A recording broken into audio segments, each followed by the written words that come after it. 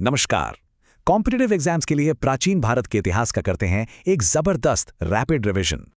तो खोए शहरों से सुनहरे साम्राज्यों तक वो क्या जरूरी फैक्ट्स हैं जो एग्जाम्स में आएंगे, चलिए देखते हैं। हम देखेंगे 5 मुख्य काल, भारत के पहले शहरों से लेकर उसके शानदार स्वर्ण युग तक का सफर। तो शुरुआत करते हैं ब्रॉन्ज एज से, दुनिया की पहली महान शहरी सभ्यताओं में से एक, Indus valley civilisation.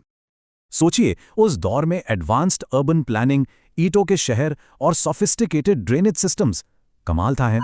Indus valley के बाद आया आयरन एज। अब शहरी सभ्यता की जगह एक ग्रामीण संस्कृति ने ले ली। लगभग 600 ईसा पूर्व में शुरू हुआ द्वितीय नगरीकरण। इस बार शहर सिर्फ बसे नहीं, नए विचारों के केंद्र बने। छोटे छोटे जनपदों से बने 16 महाजनपद। ये थे भारत के पहले बड़े कंसोलिडेटेड राज्य। ये दौर था एक वैचारिक क्रांति का। जैन और बौद्ध धर्म ने वैदिक परंपराओं को सीधी चुनौती दी।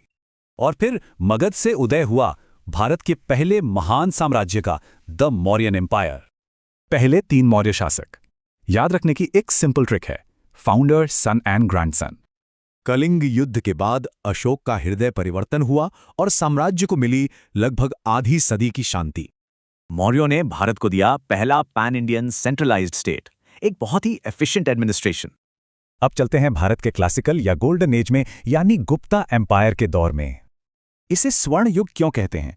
सोचिए, विज्ञान, कला, साहित्य, हर क्षेत्र में कमाल की तरक्की हुई। अच्छा, इतने सारे पीरियड्स, इन्हें सीक्वेंस में कैसे याद रखें?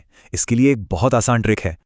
बस ये याद रखिए, IVMG यानी इंडस, वैदिक, माझनापादाज, मौर्यन और गुप्ता। एग्जाम्स के लिए परफेक्ट।